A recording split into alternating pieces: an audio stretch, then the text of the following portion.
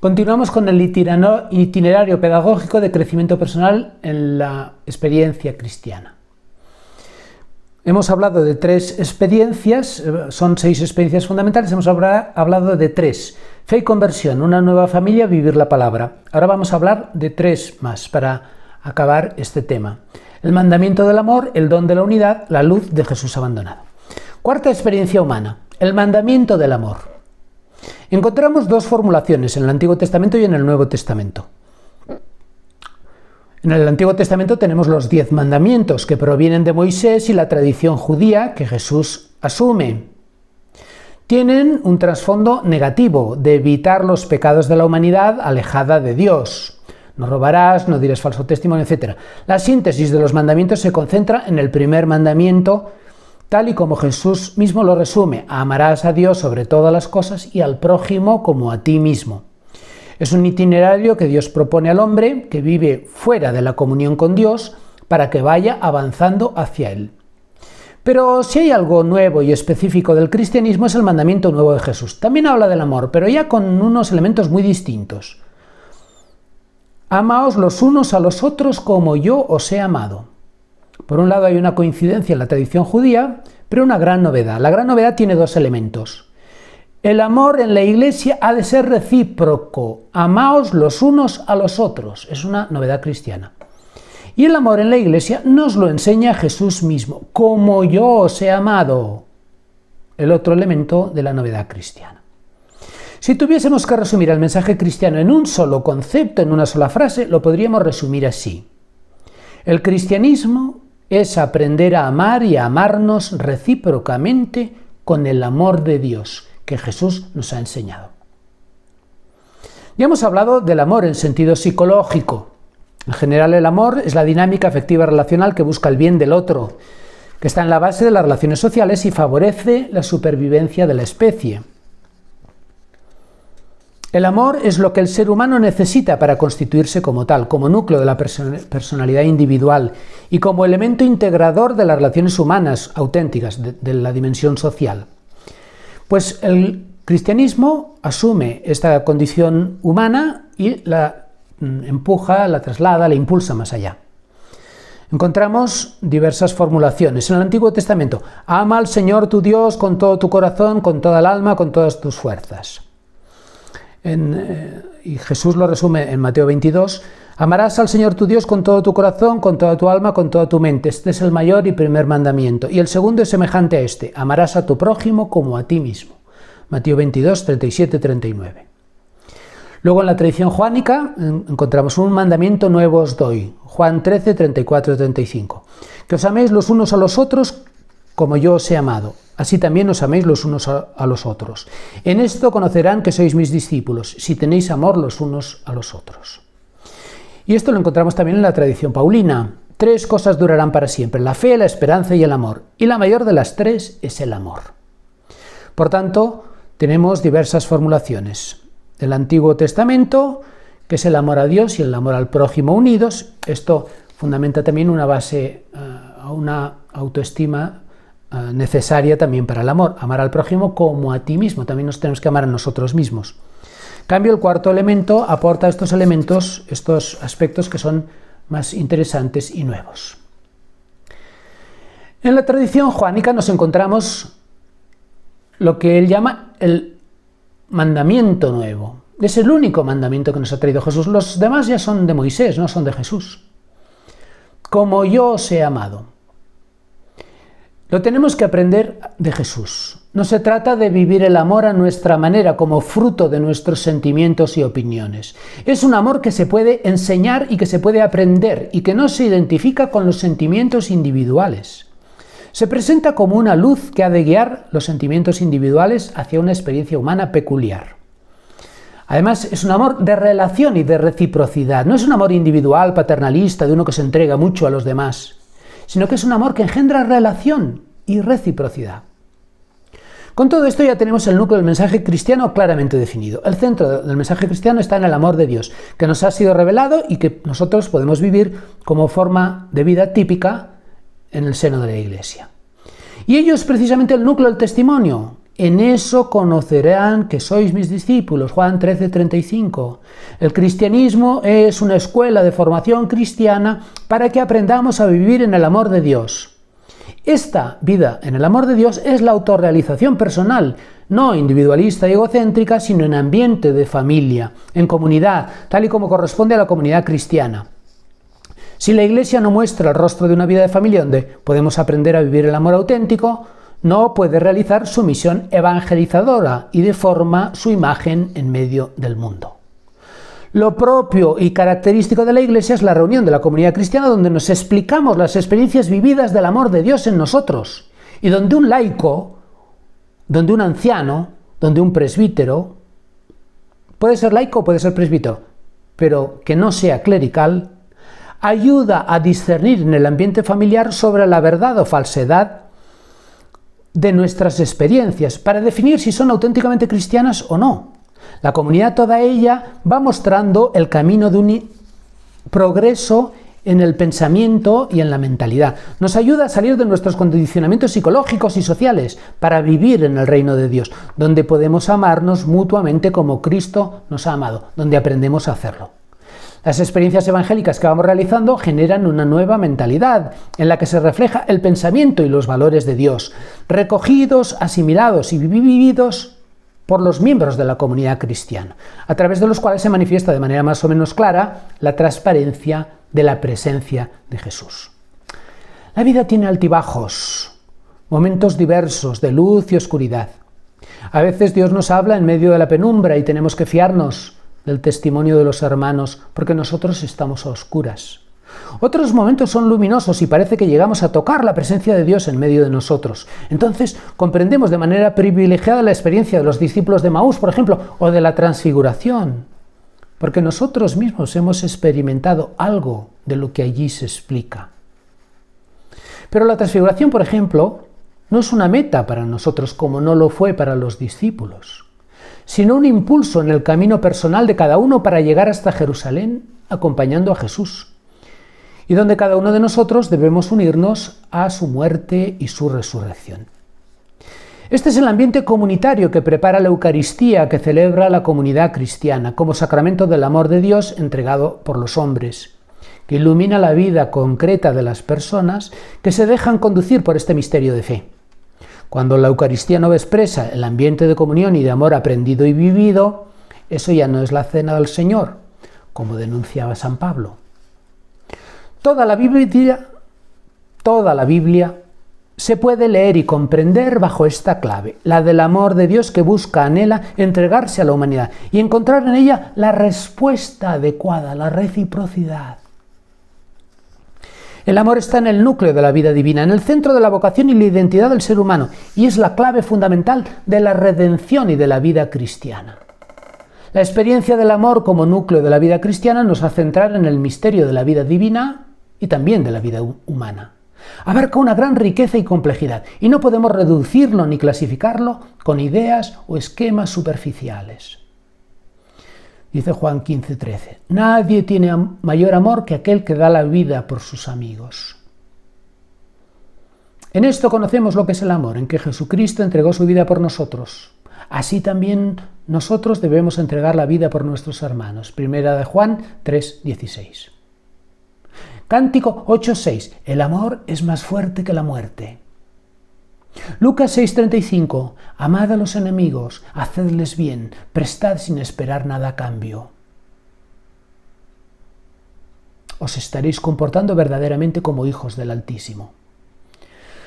La vivencia cristiana del amor nace al contemplar el amor de Dios que se revela en la Encarnación y en la Pascua. No es algo que podamos conseguir con esfuerzos humanos, sino como una experiencia humana de participar en la fe de la Iglesia, como un don y una gracia que recibimos de Cristo en la comunidad eclesial. Nadie ama a los enemigos por puro esfuerzo o por pura perfección. Tiene que ser una participación en el amor de Dios para vivir así. Dice la primera carta de Juan 4:8, el que no ama no ha conocido a Dios, porque Dios es amor. Y Juan 14:23-24, el que me ama obedecerá mi palabra y mi Padre lo amará y haremos nuestra morada en él. El que no me ama no obedece mis palabras.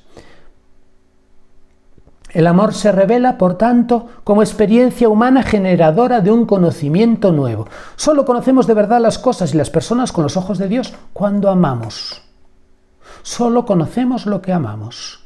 Si no es así, restamos en la ignorancia revestida con los disfraces de nuestros traumas y experiencias fallidas o con los ornamentos artificiales de las opiniones de los demás que repetimos como si fueran nuestras.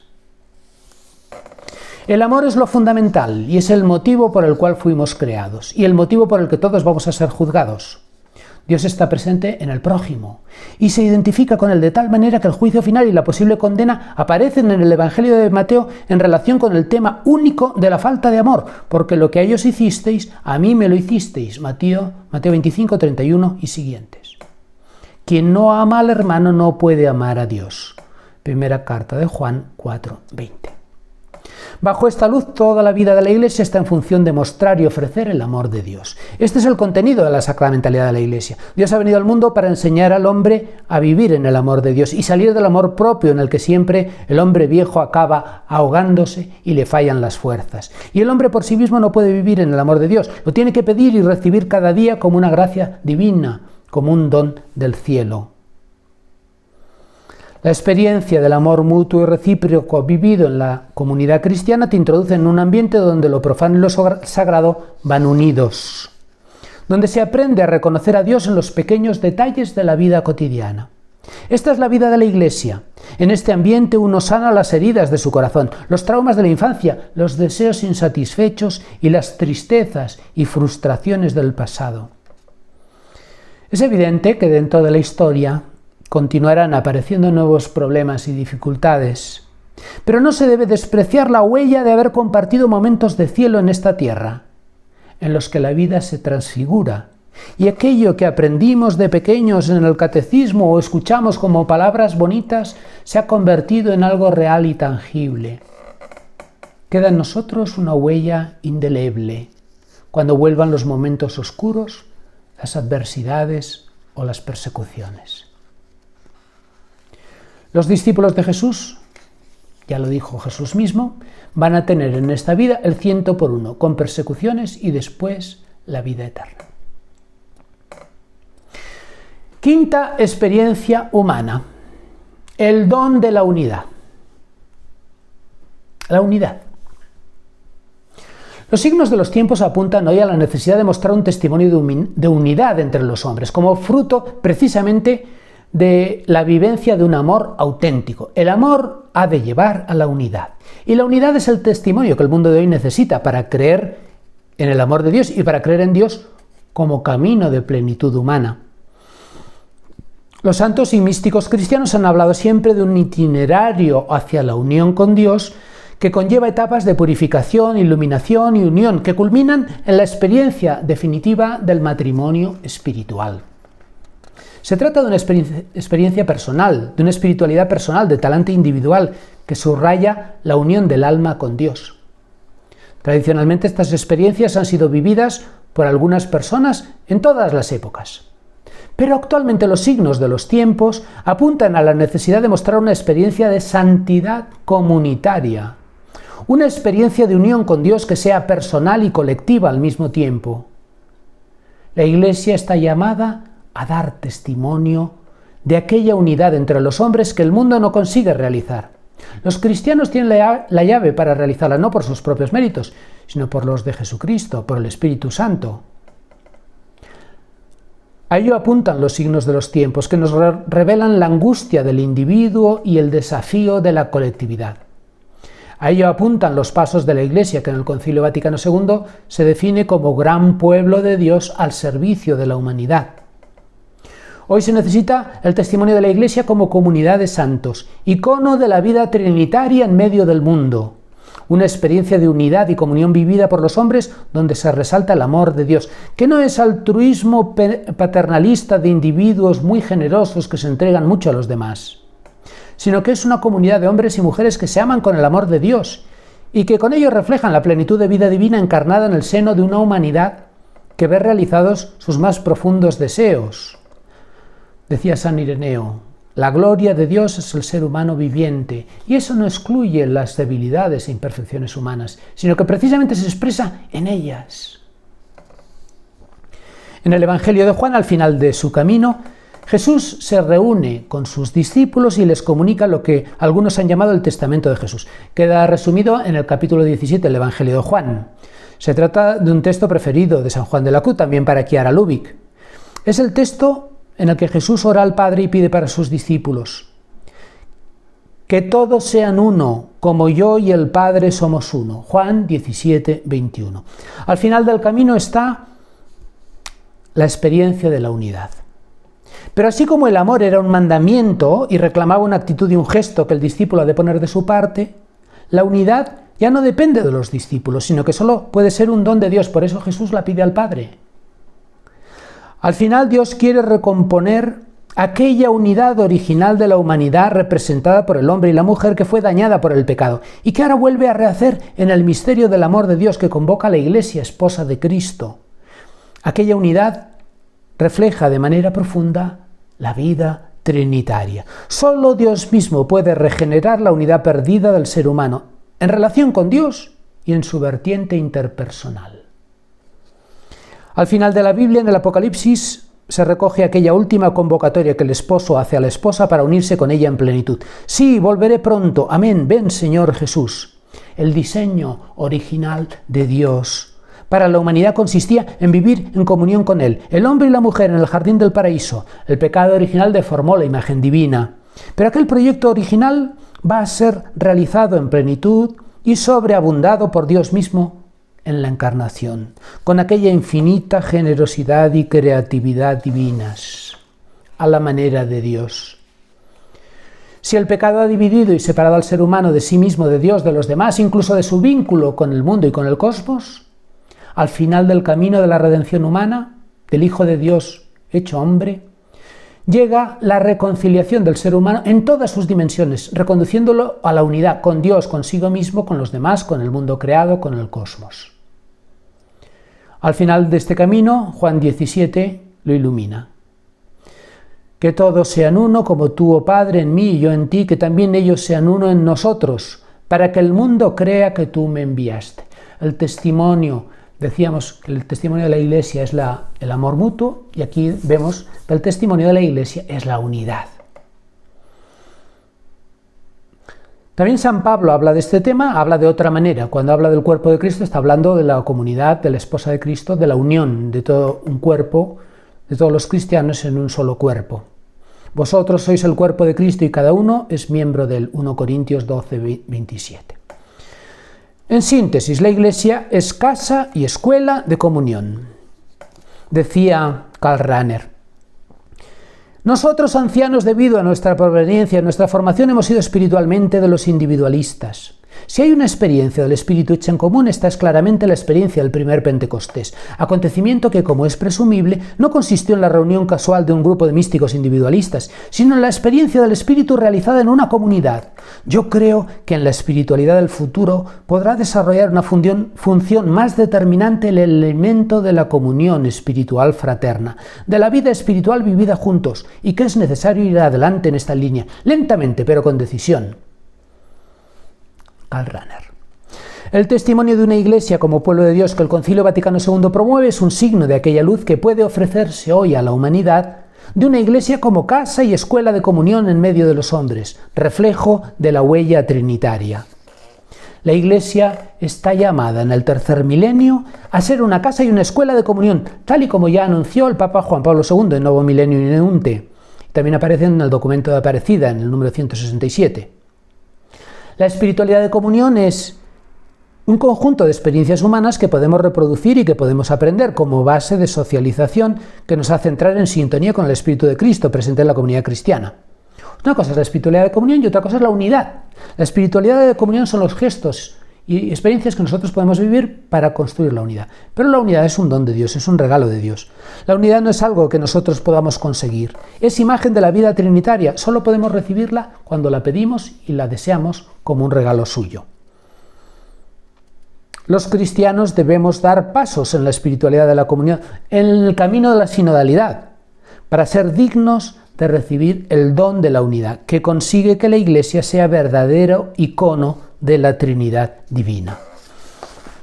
Hablar de la unidad reduciéndolo al contenido del ecumenismo resulta ingenuo y quizá un poco superficial, ya que se trata de la experiencia constitutiva de la vida eclesial.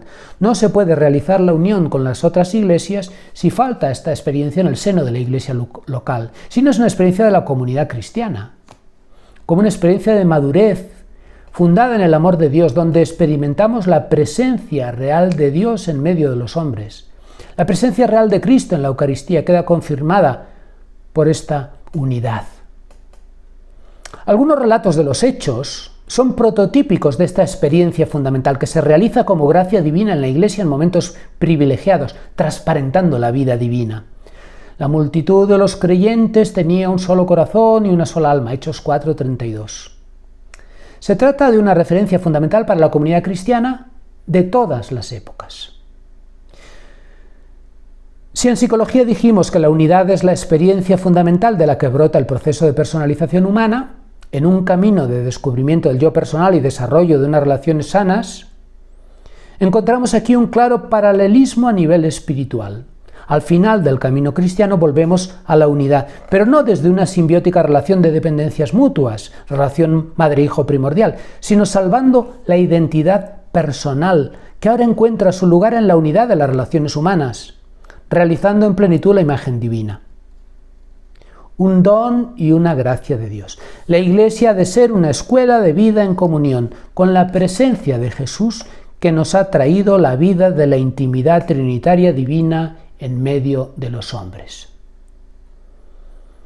Es el gran reto de nuestro tiempo, formar a las personas en una espiritualidad de comunión para prepararnos para recibir el don de la unidad. Sexta experiencia humana, sexta y última experiencia humana, la luz de Jesús abandonado. Todas las experiencias que van apareciendo en este itinerario no son necesariamente ordenadas cronológicamente.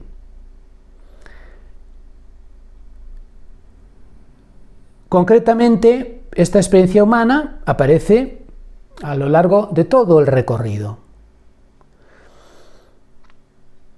No está cronológicamente al final, se da en todas las etapas del proceso. En el fondo se trata de la experiencia humana fundamental de la soledad, del abandono, con sus formas vividas desde la libertad personal y conducidas por la luz de la fe hasta el dinamismo del amor. Se trata de unir nuestra experiencia de cruz, de sufrimiento, de soledad, a la experiencia de Jesús en la cruz. Se trata de asimilar el dolor y lo negativo en el proceso de autorrealización humana, que hemos definido como experiencia de fe y experiencia de amor. La cruz ha sido siempre el símbolo por excelencia de los cristianos, lo dice San Pablo en la primera carta a los Corintios. Los judíos exigen signos, los griegos buscan sabiduría, pero nosotros predicamos a Cristo crucificado, escándalo para los judíos, necedad para los gentiles, pero para los llamados, sean judíos o griegos, un Cristo que es fuerza de Dios y sabiduría de Dios. El cristianismo se ha identificado con el símbolo de la cruz vinculado al sufrimiento, y esto puede generar efectos muy distintos, positivos o negativos. En ocasiones puede fomentar formas enfermizas de relación con el dolor y el sufrimiento, formas de narcisismo, victimismo, egocentrismo, conductas neuróticas. Pero más bien se trata de vivir esta dimensión de las experiencias humanas al servicio del crecimiento humano personal. De modo que no generen bloqueos o retrocesos, sino que muestren la capacidad de resolución de conflictos y superación de frustraciones. Frente a la experiencia humana de contrariedad y sufrimiento, en sus múltiples manifestaciones, el ser humano ha de actuar con resiliencia. ¿Aporta el cristianismo alguna luz para vivir la cruz como genuina experiencia cristiana? En el fondo, se trata de vivir esta experiencia identificados con Jesús. Si el mandamiento nuevo reclamaba unirnos a Él para vivir el amor como Él nos enseña, ahora se trata de hacer lo mismo en la experiencia de la cruz. Pero conviene no perder de vista el tema del amor. No tiene sentido el sufrimiento en sí mismo, sino como acogida de la realidad que nos permite avanzar en la experiencia del amor. Así era en el proceso psíquico de personalización humana y así es también en la experiencia cristiana. Todo el mundo desea alcanzar una plenitud humana, pero no parece que muchos lo consigan. El misterio del mal y del sufrimiento acecha el corazón del hombre y cuestiona el misterio de Dios, que no se deja encasillar en los criterios y sentimientos humanos. Nos imaginamos a un Dios a nuestra medida y con nuestros criterios humanos, y nos cuesta comprender dónde estaba Dios en el holocausto judío o ante el misterio del sufrimiento de los inocentes. Incluso en la experiencia humana de Jesús de Nazaret nos encontramos con una luminosa oscuridad que parece infranqueable. Pero la cruz de Jesús nos está revelando el misterio de Dios. Jesús se hace hombre asumiendo la fragilidad humana, sin usar en propio beneficio su condición divina, en un proceso de kenosis, humillación. Nos cuesta comprender a un Dios que viene a este mundo y se deja masacrar por nuestras injusticias. En lugar de actuar como un superhéroe que derrota de manera épica y brillante a todos sus enemigos. No podemos comprender la lógica de la encarnación de un Dios que abandona su presunta omnipotencia para identificarse con el hombre en su abandono y soledad. No podemos comprender el misterio de Dios que parece callar ante la injusticia. Es necesario la escuela de la vida cristiana, que es la única que nos puede hacer entrar por experiencia en el misterio de la cruz, en la sabiduría de la cruz. No como idea, ni como devoción, ni como actitud enfermiza masoquista.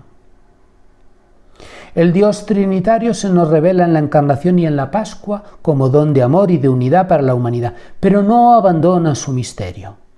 Jesús en la cruz, él mismo pregunta, Dios mío, ¿por qué me has abandonado? Mateo 27, 46. En el Antiguo Testamento no se podía ver a Dios sin morir. Dios es el totalmente otro, que no podemos entender ni definir con nuestros esquemas humanos. Él siempre está más allá. Incluso cuando se acerca a nosotros en lo que identificamos como amor de Dios, no abandona su misterio y todo lo que podamos comprender de él no dejará de ser algo parcial y limitado. Wittgenstein decía que de lo inefable es mejor callar. Hay que respetar el misterio. San Juan de la Cruz dice que el momento en que Jesús amó más a los hombres fue en el momento de la cruz, cuando se sintió abandonado y cuando dijo, Dios mío, ¿por qué me has abandonado? Jesús repite las palabras del Salmo 22. Después, su experiencia se completa con las palabras de Lucas 23, 46. Padre, en tus manos encomiendo mi espíritu. Y después de decir esto, murió. Dios no responde a nuestras preguntas curiosas, pero sí nos invita a participar de su experiencia misma, que se ha convertido en la puerta misteriosa hacia la filiación divina. En la experiencia de fe pascual, el paso de la muerte a la vida por los méritos de Cristo, de la experiencia de la cruz. Se nos propone la participación personal en el misterio del amor de Dios. El amor como donación total, incluso en el momento dramático del absurdo de un fracaso total. Pero al final no está el fracaso, sino la donación misma, confiada en manos de Dios. Es vivir al final de la vida aquello que vivimos al principio de la misma vida humana, pero con una nueva radicalidad. Salir del vientre materno y encontrarnos en una nueva realidad exterior, confiados en esperar un nuevo rostro que nos mira, que nos espera, que nos acoge y que nos quiere. Es responder amando. La clave del amor se encuentra no tanto en la respuesta anhelada, que no depende de nosotros, o en la soledad sentida, sino en el abandono confiado y en la donación total, por amor y en experiencia de fe, sabiendo que ya tenemos aquello que se nos promete, aunque en algún momento asalte la duda o experimentemos lo contrario. Es la autodeterminación que Jesús hace de sí mismo lo que define su vida y lo que transforma, lo que podía interpretarse como un fracaso total en un momento nuevo y definitivo de entrega y donación. Nadie me quita la vida, sino que yo la doy de mi propia voluntad. Tengo autoridad para darla y tengo autoridad para tomarla de nuevo. Este mandamiento recibí de mi Padre. Jesús incluso en el último momento es dueño de sí mismo y no reacciona a lo que sucede como una víctima, sino que él mismo lo dirige en el sentido que quiere darle. No es reactivo, sino proactivo. Él construye el sentido que le da a su acción, su significado de amor, su donación. Ha sido traicionado, abandonado por los suyos, asesinado, pero convierte aquello que le ocurre en una donación confiada y amorosa. Sobre esta experiencia de Jesús, que es una experiencia de fe, confianza en Dios, de esperanza, de amor, nace la Iglesia. La Iglesia no nace de las cualidades de sus miembros. Todos eran pescadores, ignorantes, impulsivos, cobardes, orgullosos y pecadores. La Iglesia no nace de las cualidades personales, sino de la unión con Jesús, que nos capacita para amarnos unos a otros como Él nos ha amado. He aquí el amor más grande. No hay mayor amor que aquel que da la vida por sus amigos. La participación al misterio del amor definitivo como donación total y confiada se presenta en la espiritualidad cristiana como camino de plenitud, que se realiza en cierto modo en esta vida, escatología presente, y en plenitud en la vida eterna, escatología futura. He aquí el misterio de la vida cristiana. La vida humana nos enfrenta a menudo con el estigma de la ferida, del sufrimiento y la frustración en las múltiples maneras como se nos va presentando con el paso del tiempo. Pero podemos vivir todo esto identificados con Jesús en la cruz, unidos a Jesús abandonado. Y así los estigmas y heridas de la vida presente sanan en la experiencia de fe que conduce al amor y se consuma como donación confiada. Y de este modo incluso la muerte, el último enemigo de la humanidad, ya no es tragedia de una vida arrebatada, sino algo que entregamos libremente, con fe confiada, una nueva forma de donación, una forma definitiva de expresión de amor. El dolor adquiere sentido como medida del amor, como acogida radical de la realidad en todas sus dimensiones, abriendo espacios nuevos antes desconocidos con nuevas posibilidades. La experiencia de Jesús abandonado es clave fundamental de la vida cristiana, de la que es difícil hablar y convertir en doctrinas. Podemos comprenderla en la medida en que la vivimos y nos ayuda a penetrar en el misterio del amor de Dios, que en esta vida atraviesa fases de sufrimiento y de muerte y que hemos de vivir con fe y con amor. Por otro lado, la experiencia de Jesús abandonado no es solamente para el momento final, sino que es algo que hay que vivir a lo largo de toda la vida, en todo el itinerario de la vida cristiana, transformando las crisis y frustraciones del camino en oportunidades para un nuevo crecimiento y maduración. El dolor de la vida inevitable tantas veces está al servicio de un propósito, en función del amor. El amor es la experiencia central de la vida cristiana que nos lleva a lo más profundo de lo humano en el conocimiento y la sabiduría de Dios, y que lo podemos trasladar a las realidades más profanas de cada día. Cuando el cristiano recibe el anuncio del amor y se propone vivir bajo esta clave, a la luz de Jesús abandonado, aunque se mantenga a lo largo de toda la vida las huellas psíquicas de sus traumas y heridas interiores, puede vivir plenamente liberado de ellas y puede actuar de modo diverso, no esclavizado por su hombre viejo, heridas psíquicas que promueven una conducta negativa, sino realizando aquellas nuevas vivencias, gestos y actitudes que conducen al encuentro con el otro, la solidaridad, la compasión, la comunión, una vez asumidos y asimilados los conflictos y frustraciones en la experiencia de fe y en el camino del amor. ¿Qué es la santidad cristiana sino esta experiencia? Unirnos a Cristo en su pasión y muerte para vivir con Él la resurrección. Una experiencia que se vivirá en plenitud en la otra vida, pero que podemos empezar a experimentarla aquí cuando vivimos por gracia en el amor de Dios. El bautismo significa esto: vivir el amor de Dios y aprender a amar unos a otros como Él nos ha amado. Hemos resumido el itinerario en 6 experiencias. Podríamos hablar de otras muchas experiencias, pero de un modo u otro podemos incluir todas en este camino diseñado aquí. El futuro de la Iglesia, la renovación de la Iglesia necesita retomar la conciencia perdida de ser un itinerario mistagógico de experiencias cristianas que conducen al ser humano a la libertad de los hijos de Dios. Aprender a vivir el amor de Dios en vida de familia, en medio de los hombres. El itinerario ya está diseñado en la Biblia como palabra de Dios y hay que descubrirlo como camino de interioridad que va madurando la condición personal del ser humano y despierta la imagen divina impresa en cada uno de nosotros. Nuestra filiación divina como huella de la Trinidad.